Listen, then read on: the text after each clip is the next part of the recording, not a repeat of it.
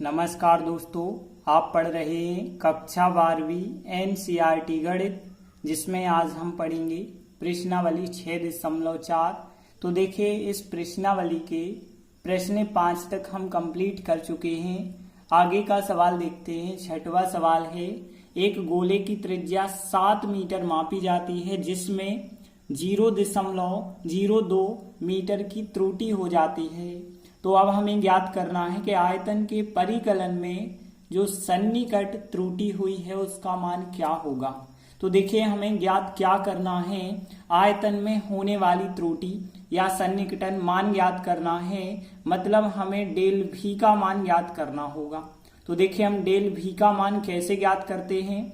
आपके लिए पिछले सवालों में देखा था, हमने क्या देखा था कि डीवी बटे d x into del x करते थे। यही फार्मूला हमें यहां भी लगाना होगा। लेकिन ध्यान रखना, यदि हम त्रिज्या को आर मान के चलेंगे तो फिर डेल भी का जो फार्मूला होगा डीवी बटे d r into del r होगा। फिर ठीक है, तो आपको यह फार्मूला याद रखना, डेल भी बराबर डीवी बटे d r into del r formula लगाना होगा। तो देखिए, सबसे पहले तो हम मान के चलते हैं गोले की त्रिज्या आर है। यदि हमने x मानी होती तो x वाला फार्मूला लगाते, और r मानी है तो r वाला फार्मूला लगाएंगे।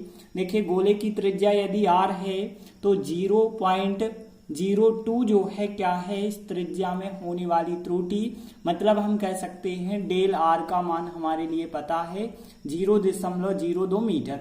अब हमें ज्ञात क्या करना है, आयतन के परिकलन में सन्निकट त्रुटि। मतलब यहाँ पे हमें डेल भी का मान ज्ञात करना है। तो देखिए, हमने लिखा आता है आयतन के परिकलन में सन्निकट त्रुटि। मतलब यहाँ पे डेल भी का मान ज्ञात करेंगे। तो देखिए, आर यदि हमने त्रिज्या मानी है तो आर के सापेक्ष होगा, तो डीवी बटे d r into del r होगा। अब देखिए, यहाँ डेल आर का तो मान आपको पता है, लेकिन डीवी बटे डी आर कैसे निकालेंगे। सबसे पहले आपको आयतन पता होना चाहिए। तो गोले का आयतन क्या होता है, 4/3 पाई आर घन। तो देखिए, हमने लिखा चूंकि गोले का आयतन भी बराबर 4/3 पाई आर घन होता है। अब देखिए, इस भी का हम अवकलन कर देंगे और वो भी आर के सापेक्ष करेंगे। तो देखिए, 4/3 पाई तो यहाँ अचर पद रहेगा, और बाकी यदि आप आर घन का करेंगे तो 3r वर्ग हो जाएगा। और डेल आर का मान कितना था आपके पास, 0.02 था। तो देखिए, यहाँ 3 से 3 कट जाएंगे, 4 पाई आर वर्ग बचा होगा, और इंटू यह संख्या बच जाएगी। देखिए, 4 का यदि आप इससे गुणा कर देंगे तो 4 दूनी 8 हो जाएगा। मतलब 0.08 पाई आर वर्ग हो जाएगा। और देखिए, यहाँ डेल भी है, यदि इसकी इकाई लिखते हैं तो आयतन की इकाई क्या हो जाएगी, मीटर घन में हो जाएगी। अब देखिए, शुरुआत में कहा गया था जब त्रिज्या कितनी होती है, 7 होती है। तो फिर हम इसमें 7 रखेंगे। तो हमने लिखा जब r बराबर 7 मीटर हो तो देखिए, r के स्थान पे 7 रख देंगे तो 7 का वर्ग होगा, और 7 का वर्ग कितना हो जाता है, 49 हो जाता है। तो 49 किया, 49 का गुणा 0.08 पाई से यदि हम कर देंगे तो देखिए, पाई तो यहाँ पे वैसे ही रहेगा, बस 49 गुणित 8 करेंगे और 2 अंक बाद यहाँ दशमलव लगाएंगे तो 3.92 पाई, और यहाँ पे आयतन की इकाई है इसलिए मीटर घन लिखेंगे। तो इस प्रकार से प्रश्न 6वां कंप्लीट हुआ। इसके बाद देखिए, 7वां सवाल भी बिल्कुल इसी प्रकार से है। गोले की त्रिज्या 9 मीटर मापी जाती है और त्रिज्या में त्रुटि है। मतलब डेल आर का मान हमें पता है। अब हमें पृष्ठ क्षेत्रफल तो हमें पता होना चाहिए। गोले का जो पृष्ठीय क्षेत्रफल होता है 4 पाई आर वर्ग, उसमें परिकलन के दौरान जो त्रुटि हुई होगी, मतलब हम कह सकते हैं यदि हम पृष्ठीय क्षेत्रफल को s के द्वारा बताएं तो डेल s का मान हमें ज्ञात करना होगा। तो देखिए, हम मान के चले गोले की त्रिज्या r है, तब देखिए डेल r का मान कितना हो जाएगा। यदि डेल r देखें तो 0.03 मीटर दिया गया है। अब देखिए, हमें क्या निकालना है, पृष्ठ क्षेत्रफल के परिकलन में सन्निकट त्रुटि। तो देखिए, हमने लिखा आता है पृष्ठ क्षेत्रफल के परिकलन में सन्निकट त्रुटि।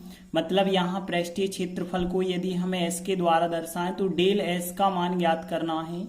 अब देखिए, s जो होगा r के रूप में होगा, इसलिए इसका अवकलन करेंगे तो ds बटे डी आर होगा, और इंटू होगा डेल आर। अब देखिए डेल आर तो हमें पता है, लेकिन एस तो हमें पता नहीं है। एस तो पता होना चाहिए कि गोले का पृष्ठीय क्षेत्रफल क्या होता है।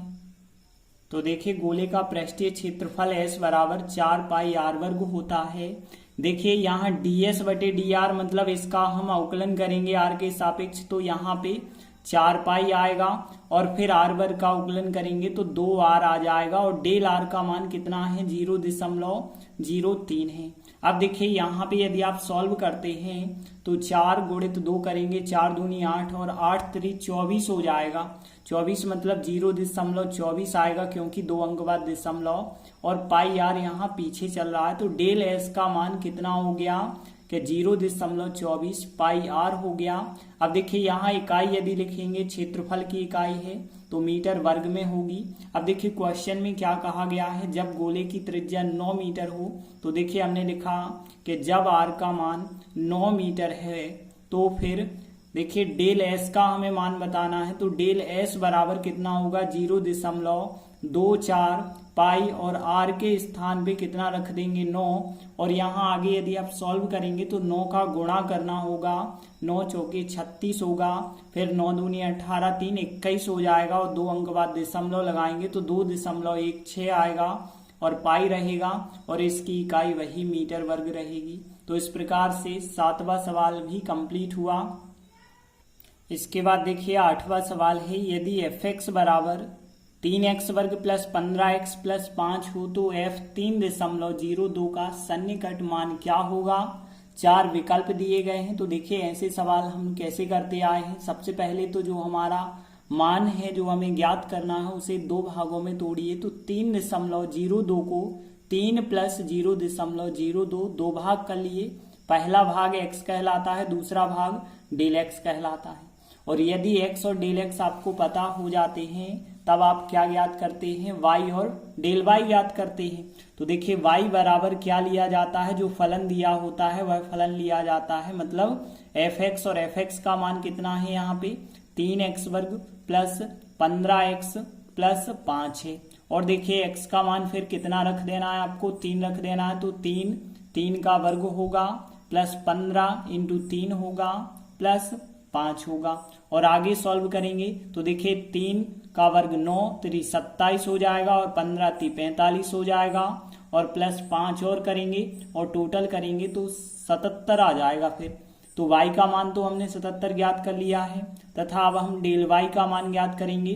तो डेल y क्या होता है, यहाँ पे पहले तो जो फलन होता है उसका अवकलन, मतलब dy बटे dx कह सकते हैं या f' कह सकते हैं, और इनटू होता है इंटू डेल x होता है। अब देखिए यहाँ f' का मान क्या होगा, जो fx फलन है इसका अवकलन करेंगे तो x वर्ग का 2x इंटू 3 करेंगे तो 6x होगा, 15x का करेंगे तो 15 हो जाएगा। और यदि हम डेल x की बात करें तो डेल x का मान कितना है आपके पास 0.02 है। और आगे सॉल्व करेंगे तो x का मान कितना है आपके पास 3 है, तो 3 रखेंगे तो 6 इंटू 3 होगा प्लस 15 होगा और फिर इंटू में कितना चल रहा है 0.02 चलते जा रहा है। और आगे यदि आप सॉल्व करेंगे तो देखिए यहाँ पे 6 18 और यदि आप 15 को जोड़ते हैं तो 18 और 15 कितने हो जाएंगे 33 हो जाएंगे।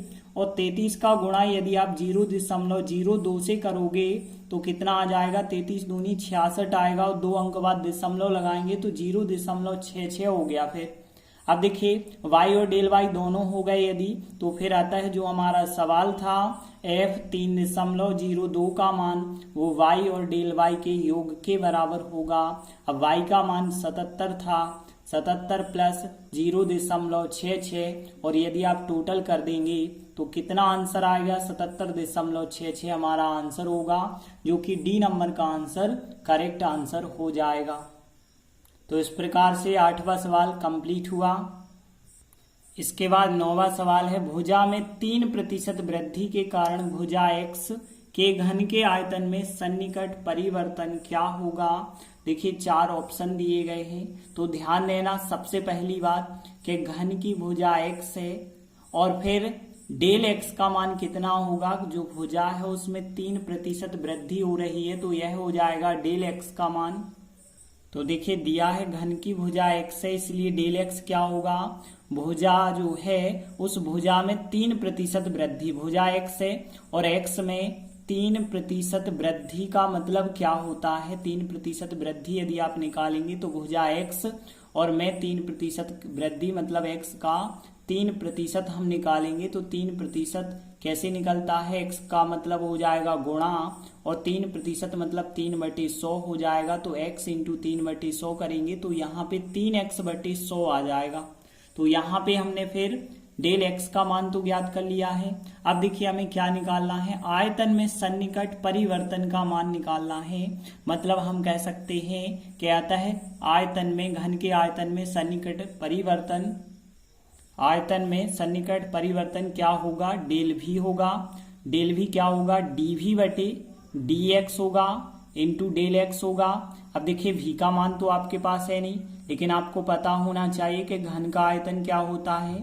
तो घन का आयतन जो होता है उसे यदि हम v के द्वारा दर्शाएं तो वो x घन के बराबर होगा, क्योंकि आपको पता है यदि भुजा उसकी a होती है तो a का घन और x यदि भुजा है तो x का घन, और x घन का यदि आप अवकलन रखेंगे तो dv बटे dx होगा। x घन का अवकलन कितना होता है, 3x वर्ग होता है और डेल x का मान कितना रखना है, 3x/100 रखना है।